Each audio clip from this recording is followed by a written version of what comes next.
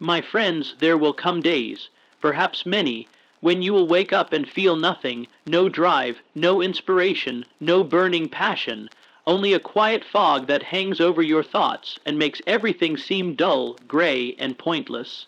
It is in these moments that your true power is revealed. Anyone can act when they feel excited. Anyone can move when their heart is pounding with desire. But it takes a master of self to act when the soul is silent. Great achievement does not come from waiting for inspiration. It comes from moving regardless of it. Those who build empires, within themselves or in the world, learn the secret early. You must act your way into feeling, not feel your way into action. When you feel nothing, your mind whispers, rest, stop, wait for a sign. But you must answer it boldly. I am the sign, I am the spark. I move whether I feel like it or not. That is the difference between those who try and those who triumph. Every great person you admire, every name etched in history, had days when the fire went out, but they did not wait for the flame to return on its own. They struck the match themselves again and again. Success is not reserved for the talented. It is earned by those who force themselves to move forward, inch by inch, even when the world gives them no reason to. Discipline is stronger than emotion.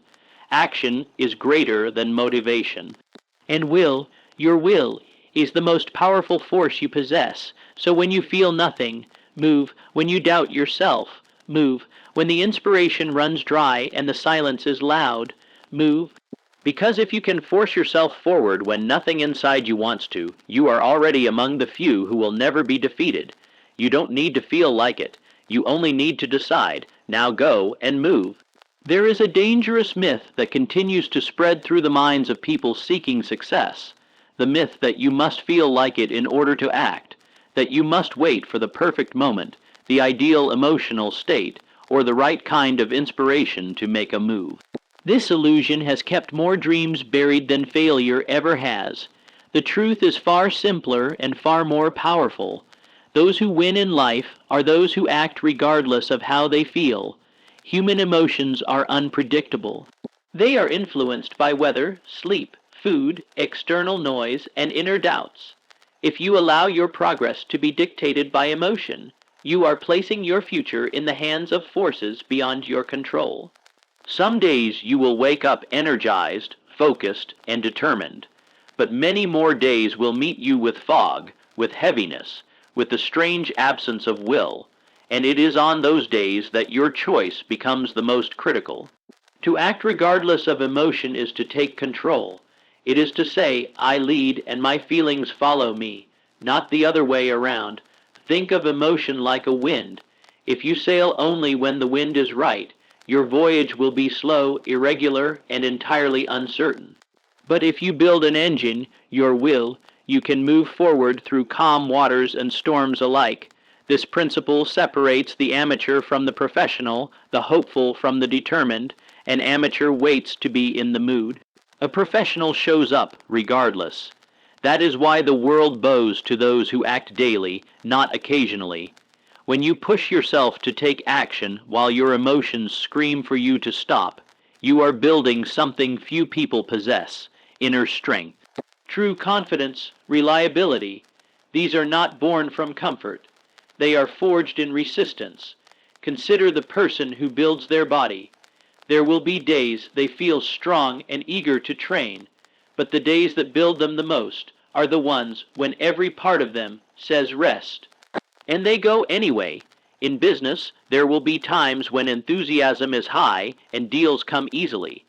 But success is truly earned when you make the calls you don't feel like making, write the proposals that feel dry, push through the days when nothing clicks, and still refuse to quit. The key is understanding that your mind can be trained. The first time you act without feeling motivated, it will feel forced, maybe even miserable, but do it again and again, and you begin to reshape the pattern. You begin to separate action from mood.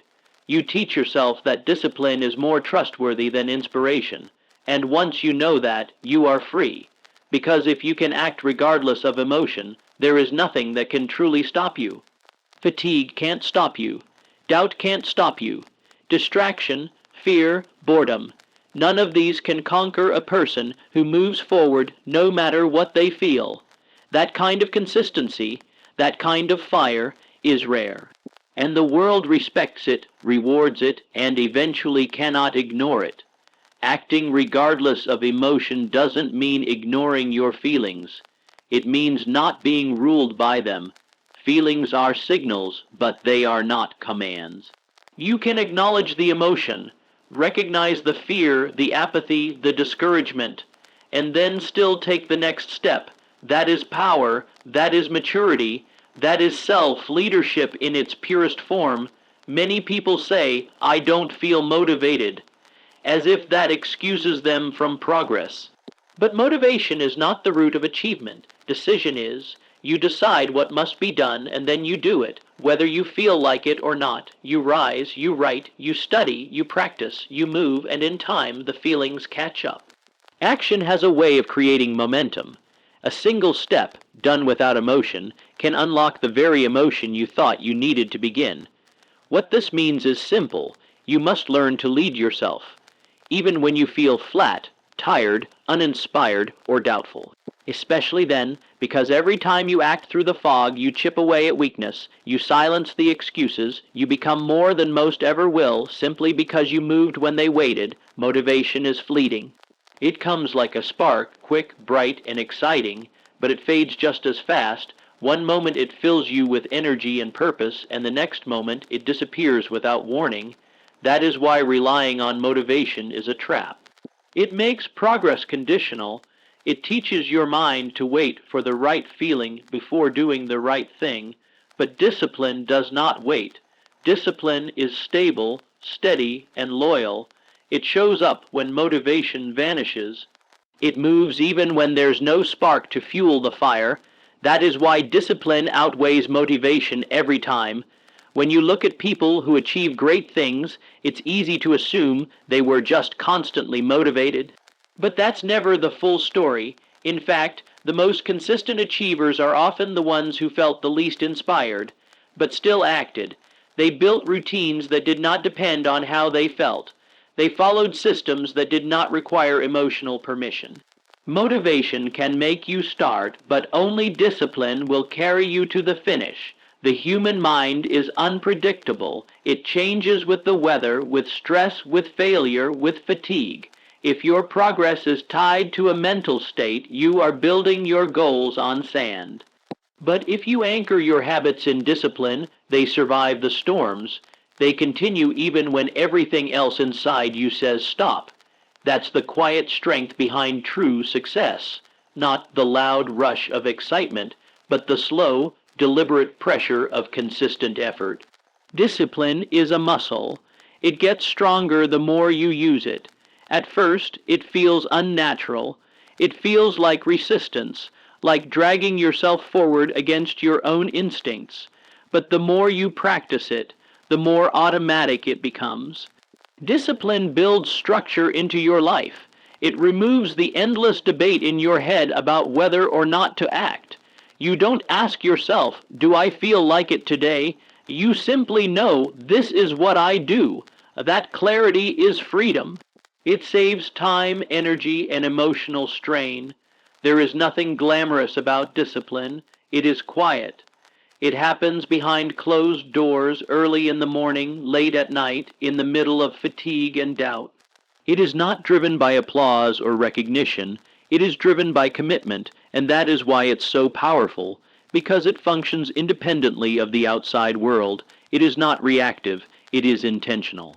Discipline says, no matter what happens out there, I will keep my promises in here.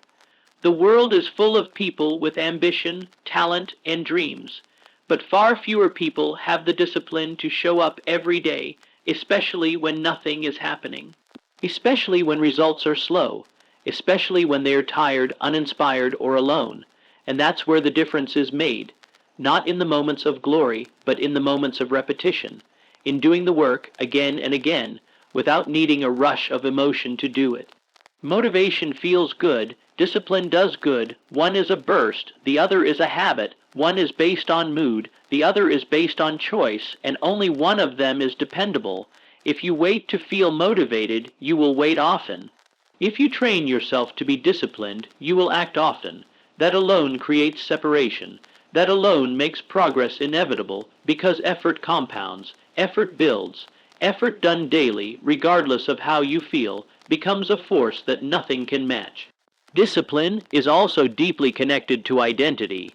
When you become a person who acts regardless of motivation, you no longer see tasks as chores. You see them as proof. Proof that you are not ruled by comfort. Proof that you can trust yourself to follow through. Each disciplined action is a quiet statement. I do what must be done. That belief becomes powerful. It spreads into other areas of your life.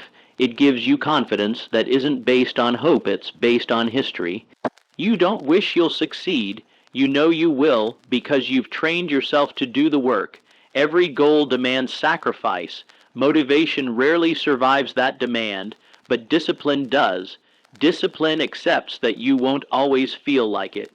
Discipline understands that feelings change, but values don't. Discipline holds the line when everything else tells you to retreat. That's why it's more valuable, more rare, more powerful. When motivation whispers, discipline roars. Every time you hesitate when you know you should move, you strengthen the part of yourself that avoids. Every moment spent delaying a necessary action builds the habit of retreat. The longer you sit still, the harder it becomes to rise. Inaction is not neutral. It is not a simple pause in your progress. It is a slow surrender. It chips away at your confidence, your clarity, and your control. It teaches your mind that avoidance is acceptable, and over time, it becomes your default response. Weakness grows not because you were born with it, but because you repeatedly chose not to fight it.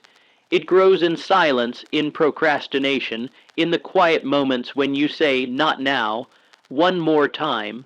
It grows stronger every time you shrink from discomfort, every time you listen to the voice that says you're not ready, every time you rationalize your delay. You might think you're simply resting, regrouping, or waiting for the right time, but often you are just feeding weakness with your stillness. Action, on the other hand, breaks the pattern. Even the smallest step creates a shift. It interrupts the cycle of hesitation. When you act, you prove to yourself that you are not powerless. You remind your body and mind that you are capable of motion. You remind your fear that it does not own you. Each time you move forward, even slightly, you weaken the grip of inaction. You interrupt the reinforcement of weakness and begin to replace it with strength. Weakness is not just physical or emotional, it's habitual. It becomes a way of thinking, a way of reacting, a way of living, and it begins in small moments. The moment you skip the workout, the moment you avoid the hard conversation, the moment you scroll instead of study. No single act of inaction is catastrophic, but together they form a pattern, and patterns become identity. When you choose not to act over and over, you don't just avoid progress. You begin to believe that you are the kind of person who never moves forward. The human spirit was not designed for prolonged stillness. It was made to pursue, to build, to reach. When you suppress that instinct with repeated inaction, your sense of purpose begins to erode. You feel disconnected not just from your goals, but from yourself. You lose the spark of momentum, the energy that comes from doing. The longer you stay still, the more effort it takes to start again. You begin to doubt not just your direction, but your ability to move at all. There is a deceptive comfort in inaction. It feels safe because you're avoiding the risk of failure. But the truth is, inaction is failure, stretched out over time. It spares you the pain of effort, but costs you the reward of growth. And worse, it keeps you trapped in a mental loop where every day of inaction makes it harder to believe that tomorrow will be any different. It convinces you that your potential is unreachable when, in reality, it's just waiting for you to get moving. The mind adapts to whatever you repeat. If you repeatedly choose inaction, your mind accepts passivity as normal. It no longer expects challenge or effort. It settles, but if you push yourself to act, even imperfectly, You train your mind to expect engagement, to associate identity with progress. You begin to reshape your internal narrative. You start to see yourself as someone who moves forward, even when things are unclear, even when it's difficult, even when you don't feel ready. Every moment of inaction is a vote for weakness. Every step forward is a vote for strength. You do not become weak by chance. You become weak by repeatedly choosing not to strengthen yourself. Every missed opportunity, every avoided task, every excuse given room to grow, compounds into limitation. You may not notice the effects immediately, but they are building. Your confidence thins, your standards drop, your goals fade into the distance, and eventually your belief in yourself dims. It's not about giant leaps. It's about refusing to feed the weakness with another day of delay. It's about rejecting the lie that says you need to wait for the perfect moment. It's about understanding that progress starts with presence, with showing up and doing what must be done regardless of how you feel. Weakness is not inevitable, it is optional. It survives only in the absence of action. Most people wait for something external to ignite them. They wait for inspiration, for the right words from someone else, for the perfect circumstance, the green light, the applause, the approval. But the truth is that all of that waiting leads to nothing, because nothing outside of you will ever be enough if you haven't made the internal decision to begin. You are not a machine that needs to be powered by others. You are the generator. The fire begins with you. There is a dangerous belief that someone or something will come along and change everything, that a moment of magic will arrive to erase doubt, remove fear, and flood you with clarity. But those who achieve anything worthwhile in life know that no such moment exists. Clarity doesn't come before the decision, it comes after. Confidence doesn't precede action, it follows it. You don't wait to be lit up by the world. You decide to light yourself. This is a difficult truth for many because it places responsibility squarely on the individual. It means you can no longer blame your past, your environment, your circumstances, or the people around you for your lack of movement. It means you have to look inward, not outward.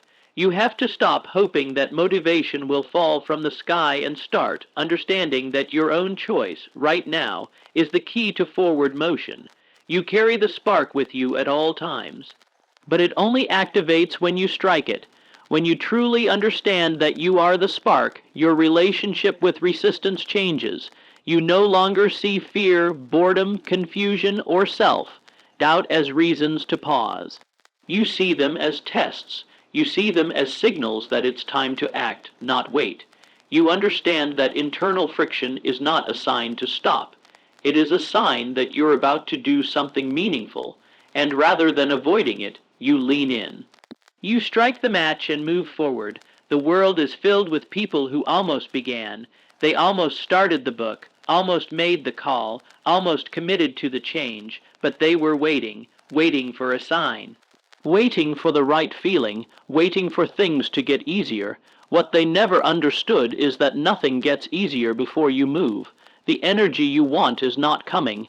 It's already inside you, buried under layers of hesitation. The only way to access it is to do the very thing you think you can't. That first push is the ignition. That's when the spark comes to life. You don't need to feel ready. You don't need anyone's permission.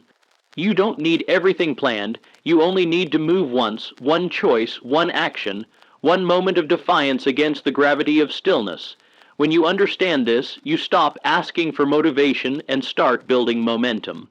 And once that momentum is alive, you realize something powerful. It was never about the outside world. It was never about the perfect time or the perfect plan. It was always about your decision to begin. This mindset changes everything. You stop being reactive and start being responsible. You stop measuring your day by how you feel and start measuring it by what you do. You stop chasing sparks from others and start becoming the source. Because when you are the spark, you never need to wait. You are no longer a victim of inconsistency. You are no longer tied to the cycle of inspiration and burnout. You become constant. You become steady. You become dangerous to anything that tries to hold you back. There's nothing mystical about this idea. It's practical. When you start something difficult, your brain resists.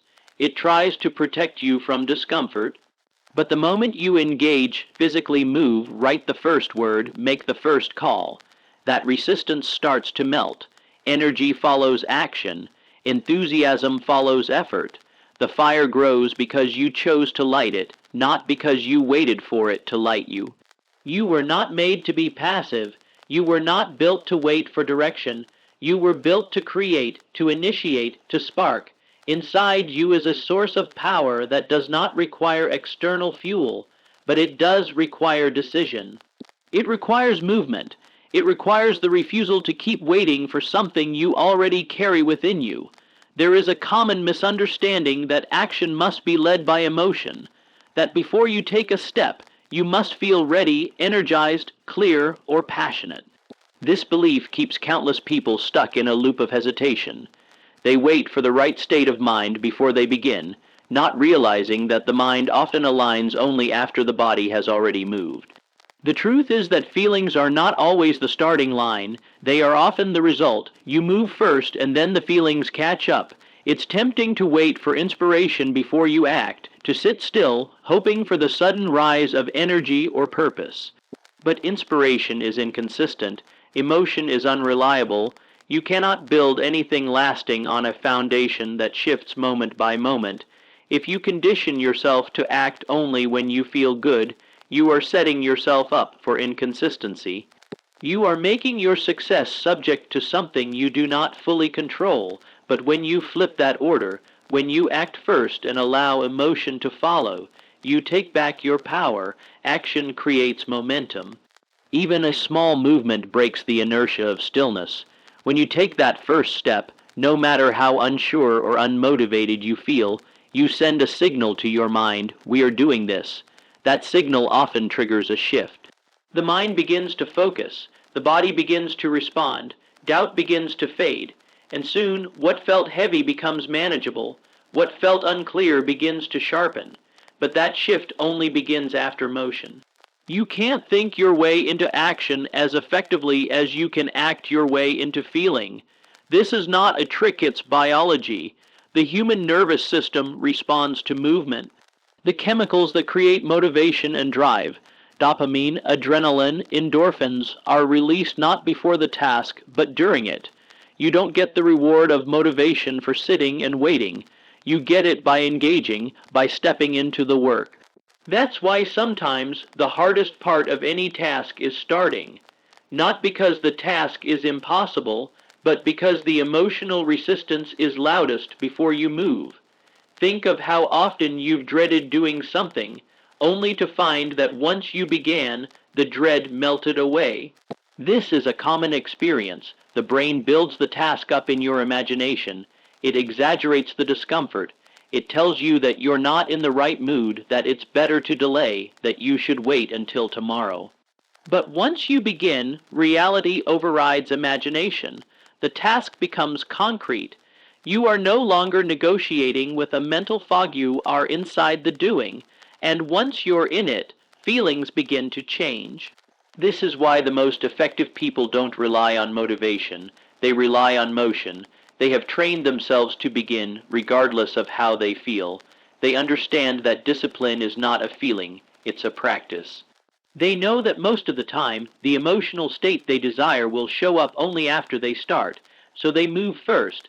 They trust the process more than the mood, and as a result, they make progress while others are still waiting for the spark. You don't have to wait for belief before you act. Confidence grows through doing, clarity grows through effort. Energy is not a prerequisite, it is a reward. When you stop waiting to feel ready and simply begin, you discover that readiness is often a side effect of motion.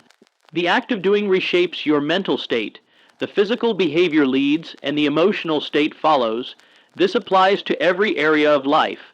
Whether it's working on your goals, having a difficult conversation, building a habit, or taking on a new challenge, the same principle applies. Don't wait to feel brave before you act. Act and courage will rise. Don't wait to feel focused. Begin the work and focus will form. Don't wait to feel like the person you want to become. Move as if you are that person already, and the mindset will follow the movement. When you realize that feelings are not fixed barriers but fluid responses, you stop giving them so much control. You understand that you are not at the mercy of your emotions. You have the power to lead them. Not by force, but by decision, by choosing to move first. By putting action before emotion, you create a rhythm of progress that no longer depends on how you feel at any given moment. You build your life on motion, not mood. Progress is always hidden in the beginning. At the start, nothing looks impressive. There's no visible reward, no loud applause, no clear signal that what you're doing is working. The results are buried, invisible to the eye, buried under layers of repetition and effort that seem to go unnoticed. That's what makes the beginning so difficult. It demands your energy without offering much in return. It tests your patience, your belief, your willingness to keep going when there's little proof that you should. And that's where most people give up, not because it's impossible, but because the payoff is delayed. In the early stages, your work feels like it disappears into a void. You show up, you give effort, and the world stays silent. There is no dramatic transformation, no instant feedback, no confirmation that you're on the right track, and that silence can be deafening. It can convince you that you're not making progress when, in fact, you're laying the foundation for everything that's coming. The seed is planted, but nothing is growing above the surface yet, and that's exactly how growth begins, not with noise, but with stillness. Progress doesn't reveal itself with trumpets. It shows up quietly, often disguised as struggle. It's found in the moments you choose consistency over comfort, in the discipline to keep moving even when nothing seems to change. These moments build strength that others don't see. They develop mental toughness. They sharpen your focus, and even though they feel unremarkable, they are forming the habits and patterns that make results inevitable. But the world doesn't show you this. It only shows you outcomes, never the invisible grind that made them possible. Most people want the benefits of progress without the weight of the beginning. They want the finish line without the lonely laps at the start. But those laps are everything. That's where your character is formed. That's where your work ethic is tested. That's where you either become the person who finishes or the person who folds. Because when nothing is working yet, when no one is watching, and when doubt is louder than belief, that's when your decision matters most. That's when you are building something real. The early phase of progress is like walking through fog. You can't see far ahead, so every step feels like a guess. But with each step, you create a path that wasn't visible before. The fog doesn't lift because you stand still and wait for it to clear. It lifts because you moved through it, one decision at a time, one action at a time, and slowly, the horizon begins to take shape. Slowly, you start to see what was hidden from you, but the view only comes after the walk, never before. It's easy to underestimate yourself in the beginning, to assume you're behind, that others are further along, that you're doing something wrong because success hasn't arrived. But comparison is a liar in the early stages. You can't measure your progress by visible results alone.